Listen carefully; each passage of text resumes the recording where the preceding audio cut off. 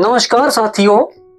तो आज मैं आपको बताऊंगा कि हमारी जो पृथ्वी है, जो पृथ्वी का वायुमंडलीय दबाव होता है, जिसको वायु दाब कहते हैं, जो वायु दाब होता है और पट्टियां होती है जिसे पेटियां कहते हैं, वो कितने प्रकार की होती है। वायु दाब और पेटियां कितने प्रकार की होती है, तो मैं उसके बारे में आपको आज बताऊंगा कि जो मौसम है, जो दाब है, वो पूरी धरती पर, ये धरती का मान के चलो कि ग्लोब है, हमारी धरती है, तो धरती का जो दाब है वो एक जैसा नहीं रहता है, हर जगह एक जैसा नहीं रहता है। मतलब हवाओं का जो चलने का रास्ता होता है, उनका जो डायरेक्शन होती है, उनमें चेंजेस होते रहते हैं। वो दाब के कारण होता है, जिसको हम पेटियां कहते हैं, वायु दाब और पेटियां। तो ये कितने प्रकार की होती है, आज मैं इसके बारे में आपको पूरी जानकारी बताऊंगा। तो शुरू करते हैं हम जीरो इक्वेटर से। मैंने आपको अक्षांश रेखाएं पढ़ाई हैं, देशांतर रेखाएं पढ़ाई हैं। देशांतर रेखाएं कितनी होती है, अक्षांश रेखाएं कितनी होती है, इनके बारे में मैंने आपको पूरी जानकारी दी है। जो तिरछी लाइनें होती है, जैसे ये है जीरो इक्वेटर, ध्यान से देखिए, ये है जीरो इक्वेटर, जीरो इक्वेटर या भूमध्य रेखा, इसको भूमध्य रेखा भी कहते हैं। इस रेखा, ये जो धरती के बीच में लाइन होती है, इसके ऊपर का जो हिस्सा होता है, ये उत्तरी ध्रुव कहलाता है, ये उत्तरी ध्रुव कहलाता है, और जो नीचे का होता है वो दक्षिणी ध्रुव कहलाता है। उत्तरी ध्रुव ऊपर जो बिंदु होता है, पॉइंट होता है, वो होता है उत्तरी ध्रुव, और जो नीचे बिल्कुल एक पॉइंट, एक बिंदु के रूप में होता है धरती के ऊपर और नीचे, तो वो उत्तरी ध्रुव होता है, और नीचे का दक्षिणी ध्रुव होता है। तो जो बीच में रेखा होती है, ये काल्पनिक रेखाएं होती है। मैं पहले भी आपको ये बता चुका हूं कि जो जियोग्राफी है, जियोग्राफी में ये चीजें बहुत जरूरी होती है, ये बहुत जरूरी होती है, और आज ये बहुत ही इंपॉर्टेंट चैप्टर है कि ये इसको कहते हैं जीरो इक्वेटर। अंग्रेजी में इसको जीरो इक्वेटर कहते हैं, और हिंदी में इसको भूमध्य रेखा कहते हैं। क्या कहते हैं? भूमध्य रेखा, भूमध्य रेखा, इसको भूमध्य रेखा कहते हैं, जीरो इक्वेटर या भूमध्य रेखा। अब जो भूमध्य रेखा होती है, ये अक्षांश रेखाओं की श्रेणी में आती है। जो तिरछी लाइनें होती है, तिरछी लाइनें होती है, वैसे ये लाइनें तिरछी लाइनें ना होकर क्या होती है, एक वृत्त होता है, क्योंकि ये धरती, अगर धरती है तो धरती के चारों तरफ ये खींची गई होती है, तो ये लाइन ना बोलकर इसको वृत्त बोल सकते हैं। तो ये जो है, ये तिरछी लाइनें होती है, तो इसको कहते हैं अक्षांश रेखाएं, जो कि तिरछे ऐसे होती है। फिर दूसरी होती है देशांतर रेखाएं। देशांतर रेखाएं क्या होती है? जो ऊपर से जो ध्रुवों को मिलाती है, आपस में ध्रुवों को मिलाती है, यानी ऊपर से नीचे की तरफ होती है, उनको देशांतर रेखाएं बोलते हैं। तो आज मैं आपको इस चैप्टर के बारे में बताऊंगा कि इसको कहते हैं भूमध्य रेखा। भूमध्य रेखा, ये सारी जो रेखाएं हैं, इनकी संख्या 181 होती है। 90 इसके ऊपर होती है, जीरो रेखा से, भूमध्य रेखा से 90 ऊपर होती है इनकी संख्या, और 90 इनकी नीचे होती है। ये रेखाएं हर एक डिग्री पे, हर एक डिग्री पे खींची गई होती है, 1 डिग्री पे एक रेखा खींची गई होती है, यानी इनकी संख्या 180 होती है। और 1 डिग्री से 2 डिग्री के बीच में डिस्टेंस, जो इनका जो डिस्टेंस है वो 111 किलोमीटर का होता है। कितना होता है? 111 किलोमीटर का होता है। अब जब जीरो इक्वेटर होता है, जीरो इक्वेटर से एक रेखा 5 डिग्री, ये आ गई 5 डिग्री, ये 5 डिग्री ऊपर की तरफ और 5 डिग्री नीचे की तरफ। अब ध्यान से देखिए, ये ऊपर की तरफ और नीचे की तरफ, इसे डोलड्रम कहते हैं। क्या कहते हैं इसे? डोलड्रम, इसे डोलड्रम कहते हैं। ये जो एरिया है, ये डोलड्रम, इसको डोलड्रम कहते हैं।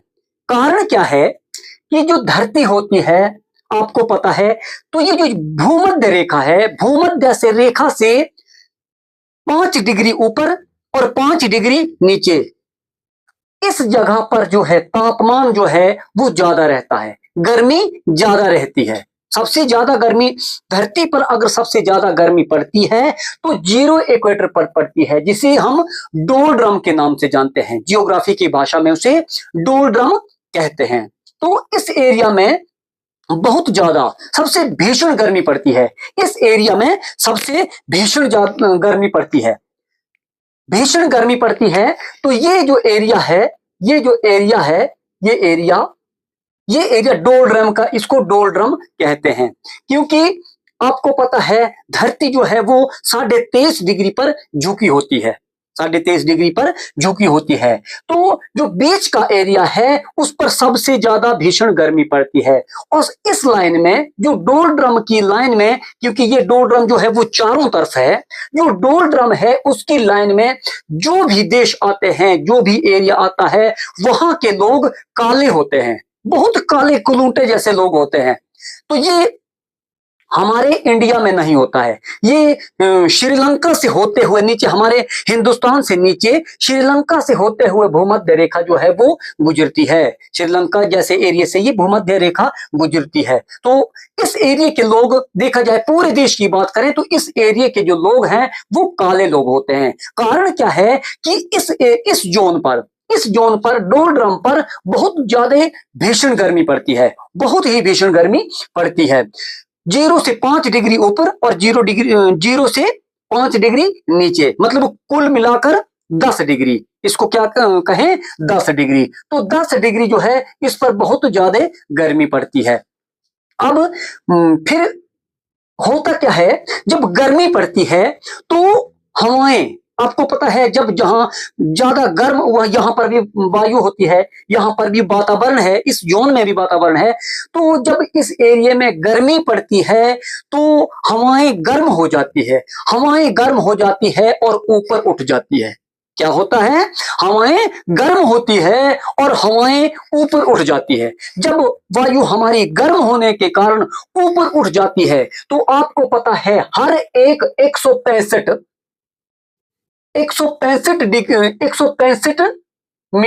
मीटर, 165 मीटर पर 1 डिग्री तापमान में गिरावट होती है। जैसे ही हवाएं ऊपर उठती है, डोलड्रम से गर्म होने के कारण डोलड्रम में ज्यादा गर्मी पड़ती है और हवाएं गर्म हो जाती है और ऊपर उड़ जाती है। जब ऊपर उड़ती है तो आपको पता है 165 डिग्री पर हाइट पर जाने पर वातावरण में 1 डिग्री टेम्परेचर में गिरावट होती है। तो जैसे ही हवाएं 165 करके ऊपर उठती है, उतने डिग्री उसमें गिरावट हो जाती है। अब हवाएं काफी ऊपर उठ जाती है, हवाएं जो है वो काफी ऊपर उड़ जाती है। तो इसके कारण क्या होता है कि हवाएं वो ठंडी हो जाती है, वो हवाएं ठंडी हो जाती है। जो गर्म हवाएं नीचे से उठी थी, ध्यान से देखना है कि जो हवाएं गर्म होने के कारण ऊपर उठी थी, वो ऊपर वातावरण में ठंडी हो गई। 165 करके 1 डिग्री उसमें गिरावट होती जाती है। तो ऊपर उठने के कारण वो ठंडी हो जाती है। अब जब ठंडी हो जाती है तो वायु क्या हो जाती है, भारी हो जाती है। आपको पता है कि वायु जब ठंडी हो जाती है तो हवा वो भारी हो जाती है और वो फिर गिरना शुरू हो जाती है। लेकिन वो इस जोन में नहीं गिरती। जब वो गिरेगी तो इस जोन में नहीं गिरेगी, क्योंकि 23.5 डिग्री तो धरती हमारी झुकी हुई है। जब वो घूम रही है तो घूमते घूमते वो इस जोन में हवा नहीं गिरती है। वो गिरती है कहां, लगभग 30 या 35 डिग्री पर आकर वो गिरती है। वो गिरती है कहां, 30 या 35 डिग्री। वो 30-35 डिग्री में आकर गिर जाती है इस बेल्ट में। इस बेल्ट में वो आकर गिर जाती है 30-35 डिग्री। मैं यहां लिख देता हूं 30-35 डिग्री। 30-35 डिग्री पर वो आकर गिर जाती है, क्योंकि एक डिग्री, आपको बता दूं मैं, जो लाइनें हैं हमारी, जो भूमध्य रेखा है उसके नीचे 1 डिग्री। तो 30 या 35 डिग्री पर जो हवाएं गर्म होकर ऊपर उठी थी वो आकर इस एरिया में गिर जाती है, वो इस एरिया में आकर गिर जाती है। गिर जाती है तो वहां पर एक्चुअल पहले से भी हवाएं होती है, वहां पर वायु पहले से मौजूद होती है, लेकिन ये हवाएं जो ऊपर से आ रही है वो एक्स्ट्रा दबाव बनाती है। वो क्या एक्स्ट्रा दबाव बनाती है, और इसको कहते हैं अश्व अक्ष। क्या कहते हैं इसको? अश्व अश्व अक्ष, इसको कहते हैं अश्व अक्ष, इसको अश्व अक्ष कहते हैं। तो अश्व अक्ष इसको क्यों कहते हैं ये मैं आपको बताता हूं। तो एक समय था जब हम घोड़े का निर्यात और आयात करते थे। बड़े बड़े व्यापारी होते थे, जैसे आज व्यापारी है, कोई शिप में सामान ले जाते हैं, विदेशों में ले जाते हैं सामान, और वहां से कई इंस्ट्रूमेंट, कई अनाज, कई तरह के जो मशीनें हैं वो ले आते हैं और वहां पर बेचने जाते हैं। तो एक बार एक ऐसा व्यापारी था कोई, जिसने अपने शिप में, एक जहाज होता था, जहाज में उसने कई घोड़े लाद दिए और वो घोड़े बेचने को चल पड़ा कि दूसरे देश में जाकर मैं घोड़े बेचूंगा। और उसके पास कई घोड़े थे, सैकड़ों घोड़े थे उसके पास। जो शिप है वो बहुत बड़ा होता है, पहले से ही वो बहुत बड़ा बनाया होता है, लेकिन उस समय कोई मोटर या ऐसा शिप को आगे बढ़ाने के लिए कोई इंस्ट्रूमेंट नहीं होता था। तो होता क्या था, उसके ऊपर कपड़ा या तरपाल बांध दी जाती थी, उसके ऊपर तरपाल बांध दी जाती थी, ताकि जो हवा है, हवा के दबाव के कारण वो जहां हवा बहेगी तो उसके साथ साथ वो शिप भी आगे बहेगा। अब उसमें तो घोड़े थे तो वो गलती से वो व्यापारी क्या हुआ कि यहां से आते हुए वो कहां आ गया? अश्व अक्ष में आ गया, इस जोन में आ गया, वो अश्व अक्ष में आ गया वो व्यापारी। जब वहां पे आ गया तो उसका जो शिप था वो डोलने लगा, शिप जो है वो डगमगाने लगा। तो इतना डगमगाने लगा कि वो व्यापारी था, उसके पास साथ और कोई साथी भी थे कई, तो वो इतना डर गया कि अब क्या किया जाए, हमारा शिप तो डूबने की कगार में आ गया। तो कईयों ने उनके बीच में से कहा कि ये हमारे घोड़े जो हैं, घोड़ों की वजन के कारण ऐसा हो रहा है। लेकिन उनको ये पता नहीं था, उन्होंने जियोग्राफी को पढ़ा नहीं था, कि उनको ये पता नहीं था कि हम जो है ये गलत जोन में आ गए हैं।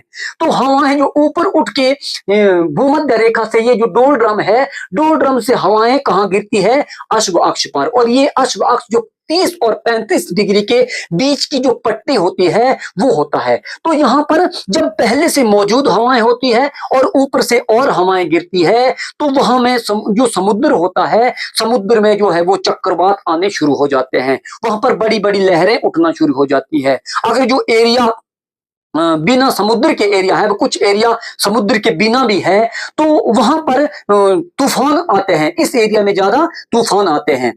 तो जैसे ही वो उन्होंने ऐसा किया कि उन्होंने घोड़े समुद्र में फेंकने शुरू कर दिए उन्होंने फेंकने घोड़े। तो जो जहाज था उनका वो फिर भी कंट्रोल में नहीं आ रहा था।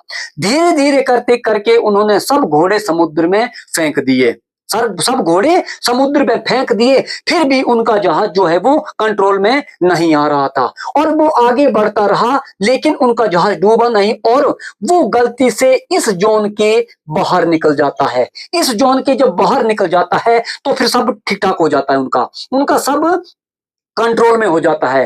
तो जब उन्होंने जाकर ये बात बताई कि हमारे साथ ऐसी घटना हुई और हमें सारे घोड़े जो है वो समुद्र में फेंकने पड़े, तो जब जो भू वैज्ञानिक होते हैं उन्होंने पूरी उसके बाद इनकी खोज करने के बाद, पूरी जानकारी लेने के बाद ये पता लगाया कि वहां पर कुछ भी नहीं हुआ था, ये अश्व अक्ष में चले गए थे, क्योंकि उस एरिया में जो है वो हवाएं ज्यादा चलती है। तो इसी कारण इसका नाम जो है वो अश्व अक्ष पड़ा। ऊपर जाएंगे, ऊपर जब कुछ हवाएं जो है वो ऊपर की तरफ बहती है, कुछ हवाएं जो है वो नीचे की तरफ बहती है। तो ऊपर भी जो 30-35 डिग्री पे क्या होता है? अश्व अक्ष होता है। ऊपर भी अश्व अक्ष होता है और नीचे भी अश्व अक्ष होता है, तो इसको कहते हैं अश्व अक्ष। आई होप आपको यहां तक आपको समझ आ गया होगा। अब मैं आगे बताता हूं आपको। अश्व अक्ष के ऊपर जो ध्रुव है, जो उत्तरी ध्रुव है, जो उत्तरी ध्रुव है, उत्तरी ध्रुव है और दक्षिणी ध्रुव है, उत्तरी ध्रुव है और दक्षिणी ध्रुव है, इन पर जो है वो दाब जो है वो ज्यादा होता है। हवाओं का दबाव जो है वो ज्यादा होता है, वायुमंडलीय दाब जो है वो ज्यादा होता है।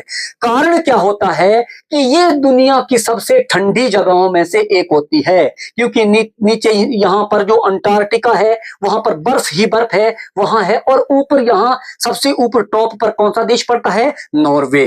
तो नॉर्वे और नीचे अंटार्कटिका, अंटार्कटिका में कोई भी देश नहीं है। वहां पर 7 देशों के रिसर्च सेंटर हैं और हमारा भी वहां पर रिसर्च सेंटर है। हमारे हिंदुस्तान के 3 रिसर्च सेंटर हैं अंटार्कटिका में। तो इन जगहों पर जो है ये दाब ज्यादा होता है। क्या कारण है? कि वहां पर ठंड की वजह से, क्योंकि जो जहां ठंड ज्यादा रहेगी वहां पर जो वायु है वहां पर नीचे दबाव नीचे ज्यादा बनाएगी, और जहां पर गर्म रहेगी वहां से ऊपर उठ जाएगी। तो इसी कारण यहां पर जो वायु दाब है वो ज्यादा रहता है। उसके बाद मैं आपको बता दूं कि जो लो दाब होता है, लो दाब भी होता है, वो कहां होता है? वो होता है 65 और 60 डिग्री पे। 65 और 60 डिग्री की इस पट्टी पर क्या होता है? वायु दाब जो है वो लो वायु दाब होता है।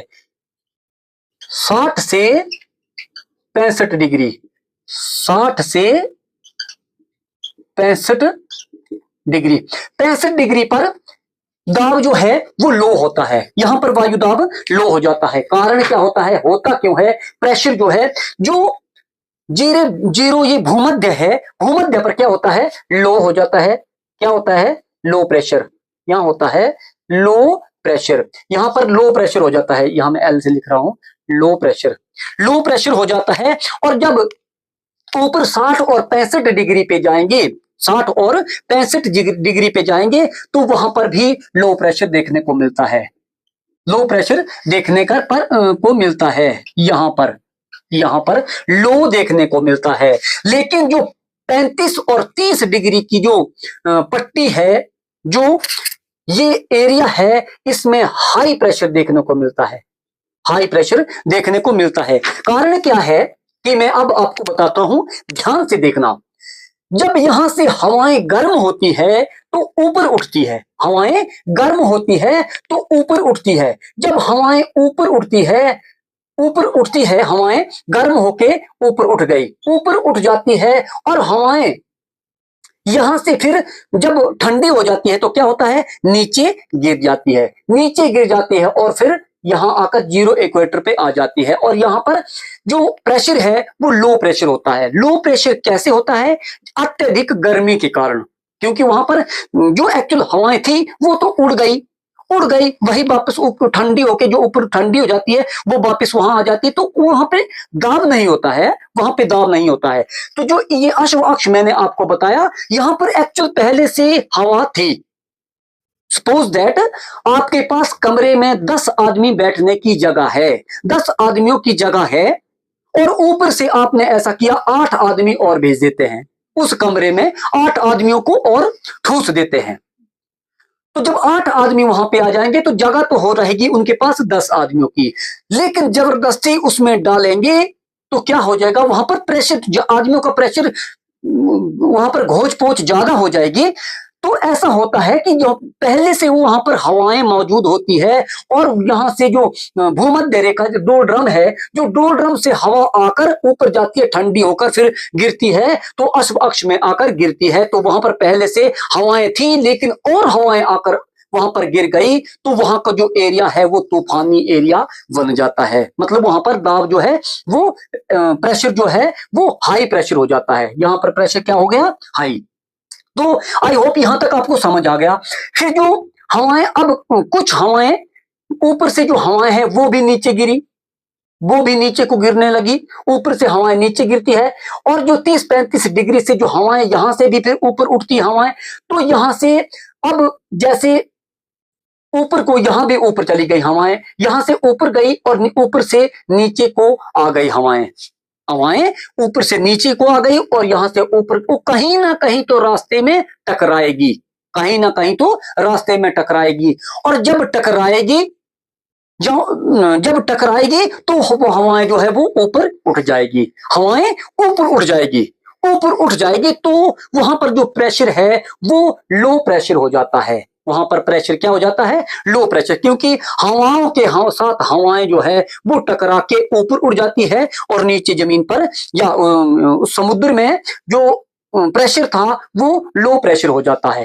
तो आपको समझ आ गया कि किस तरह से वायु दाब और ये वायु दाब और पट्टियां होती है। तो कितनी पट्टियां होती है? ये आप 7 पट्टियां होती है। वायु दाब की जो 7 पेटियां होती, कितनी पेटियां होती है? 7 होती है। एक आ गया जो डोल ड्रम का एरिया है, डोल ड्रम एक आ गया। 3 इसके ऊपर एक तो आ गए जो अश्व अक्ष है वो 35 और ये 30 और 35 डिग्री पे आ गया, और उसके बाद आ गया 60 और 65 डिग्री का एरिया, और फिर आ गया जो ध्रुव है उनमें भी चेंजेस देखने को मिलते हैं। तो कितने हैं ये? कुल मिलाकर 7 हैं। तो आई होप आपको पूरा समझ आ गया होगा कि जो दाब है, वायु दाब है, और उसकी पेटियां कितनी हैं और किस तरह से वो काम करती है, कि हवाएं जो है वो कहां से उठती है, कहां कहां वो गिरती है, कहां हाई प्रेशर होता है, कहां लो प्रेशर होता है। तो मैंने ये आपको पूरा बता दिया। जो ये ऊपरी ध्रुव होते हैं इन पर हाई प्रेशर होता है, हाई प्रेशर होता है यहाँ पर, क्योंकि ठंडी हवाएं होती है तो यहाँ पर हाई प्रेशर होता है। और फिर बीच में ये जब गिरती है 60-65 डिग्री पे तो नीचे से भी जाती है और टकराती है आपस में और ऊपर उठ जाती है, तो यहाँ पर जो प्रेशर है वो लो होता है। और जो डोल ड्रम है, डोल ड्रम के एरिया में, भूमध्य एरिया में, यहाँ पर भी प्रेशर जो है वो लो प्रेशर देखने को मिलता है। सबसे ज्यादा हाई प्रेशर जो देखने को मिलता है वो 30 और 35 डिग्री पर मिलता है। कहां मिलता है? 30 और 35 डिग्री पर मिलता है, जिसे अश्व अक्ष के नाम से जानते हैं। तो धन्यवाद, अगली वीडियो में मिलेंगे, तब तक के लिए जय हिंद।